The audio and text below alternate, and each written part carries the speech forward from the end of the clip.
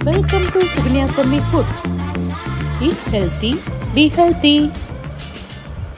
இன்னும் என் சேனலை சப்ஸ்கிரைப் பண்ணாதவங்க சப்ஸ்கிரைப் பண்ணிக்கோங்க, பெல் ஐக்கானை ப்ரெஸ் பண்ணிக்கோங்க. ஹாய் ஃப்ரெண்ட்ஸ், டுடேஸ் ரெசிபி பாசிப்பயிறு லட்டு. நல்லா வில்லேஜ் ஸ்டைலில் செஞ்சுருக்கோம். அது கிருஷ்ண ஜெயந்திக்காக ஸ்பெஷல் நைவேத்தியமாக இந்த ரெசிபி நான் செஞ்சேன். எப்படி செய்யலாங்கிறத பார்ப்போம். 1/4 கிலோ பாசிப்பயிறு ஒரு கடாயில் ஆட் பண்ணி நல்லா வறுத்தெடுத்துக்கோங்க. நல்லா வாசனையும் கலரும் சேஞ்ச் ஆகும். அந்த டைமில் தான் நம்ம எடுக்கணும். அது வரைக்கும் மிதமான தீயில் நல்லா வறுத்தெடுத்துக்கோங்க. இன்றைக்கி 1/4 கிலோ பாசிப்பயிறு ஆட் பண்ணியிருக்கேன். அதுக்கு 150 கிராம் வெல்லம் ஆட் பண்ணியிருக்கேன். உங்களுக்கு ஸ்வீட் அதிகமாக வேணுங்கிறவங்க 200 கிராம் வெல்லம் ஆட் பண்ணிக்கோங்க. பாருங்கள், நல்லா கலர் சேஞ்ச் ஆகிருக்கு. இந்த பதத்தில் நல்லா வறுத்து எடுத்துட்டு நல்லா ஆற வச்சுக்கலாம். உங்களுக்கு நல்லா வறுத்து எடுக்கும் போதே அதோடய வாசனை நல்லா தெரியும். இப்போது அதை நல்லா கூல் பண்ண காட்டியும் வெல்லத்தை நான் கரைச்சிடலாம். ஏன்னா உப்பு மண் அடியில் தங்கியிருக்கும். ஒரு 200 மில்லி அளவுக்கு தண்ணி ஆட் பண்ணி வெல்லத்தை கரைச்சி எடுத்துக்கலாம். பாருங்கள், எல்லாம் நல்லா மெல்ட் ஆகிடுச்சு. மெல்ட் ஆனோடனே தண்ணி பதமாக வந்திருக்கு.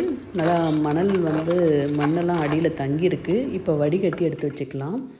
இப்போ பாசிப்பயிரும் நல்லா ஆறிடுச்சு. ஆறினதுக்கப்புறமா மிக்சியில் போட்டு நல்லா பவுடராக அரைச்சி எடுத்துக்கலாம். நல்லா பவுடராக அரைச்சிக்கோங்க. லட்டு ரொம்ப டேஸ்ட்டாக இருக்கும். பாருங்கள், நல்லா பொடி, இட்லி பொடி எப்படி நைஸாக அரைப்போம் அந்த பதத்துக்கு அரைச்சி எடுத்துக்கணும். லைட்டாக கையில் தேய்ச்சா மட்டும்தான் நரன்னு தெரியணும். இதுக்கு 3 ஏலக்காய் ஆட் பண்ணியிருக்கேன். அதையும் போட்டு ஒரு ஓட்டு மிக்சியில் அடித்து எடுத்துக்கலாம். பொடியை நறுக்கின திராட்சை, முந்திரி 2 டேபிள் ஸ்பூன் நெய் ஆட் பண்ணி அதில் வறுத்து எடுத்துக்கலாம். நெய் ஆட் பண்ணதுக்கப்புறம் நல்லா மெல்ட் ஆகட்டும். லோ ஃப்ளேமில் நல்லா வறுத்துக்கோங்க. நல்லா மெல்ட் ஆகிடுச்சு.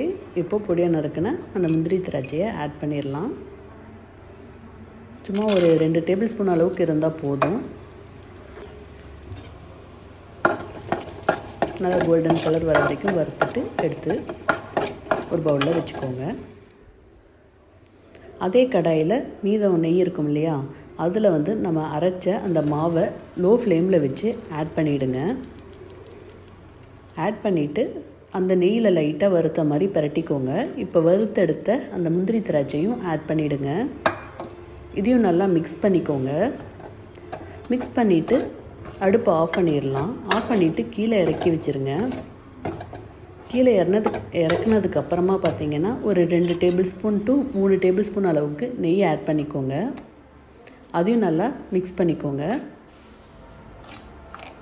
மிக்ஸ் பண்ணதுக்கப்புறமா கரைச்சி வச்ச வெல்லம் இருக்கு இல்லையா, அதை கொஞ்சம் கொஞ்சமாக ஊற்றி நல்லா மாவு பிசைகிற அளவுக்கு வர அளவுக்கு நம்ம ஆட் பண்ணிக்கலாம். அதே மாதிரி உங்களுக்கு இனிப்பும் எந்த அளவுக்கு தேவை அப்படிங்கிற அளவுக்கு ஆட் பண்ணி நல்லா மிக்ஸ் பண்ணிக்கோங்க.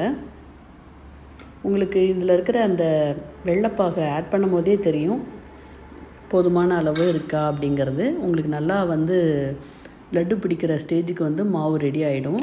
இப்போ எல்லாத்தையும் நல்லா மிக்ஸ் பண்ணிக்கோங்க. மிக்ஸ் பண்ணிவிட்டு இதில் வெல்லத்தில் உப்பு இல்லைன்னா ஒரு பிஞ்சு உப்பு ஆட் பண்ணிக்கோங்க. சில வெல்லத்தில் உப்பு இருக்கும், அதனால் நான் உப்பு ஆட் பண்ணலை.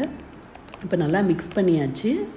மிக்ஸ் பண்ணதுக்கப்புறமா உங்களுக்கு எந்த சைஸில் லட்டு தேவையோ அந்த அளவுக்கு பிடிச்சி எடுத்து வச்சுக்கோங்க. இது ரொம்ப புரோட்டீன் சத்து அதிகம் நிறைஞ்ச லட்டு.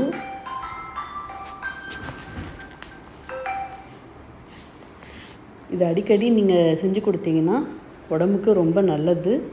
இப்போ பாசிப்பயிறு சுண்டலாக கூட விரும்பி சாப்பிட மாட்டாங்க. இந்த லட்டு அவ்வளோ டேஸ்ட்டாக அருமையாக இருந்தது. நீங்களும் செஞ்சு பார்த்துட்டு ஃபீட்பேக் சொல்லுங்கள். இன்றைக்கி கிருஷ்ண ஜெயந்திக்காக நான் நைவேத்தியமாக செஞ்ச ரெசிபி பாசிப்பயிறு லட்டு. தேங்க்ஸ் ஃபார் வாட்சிங்.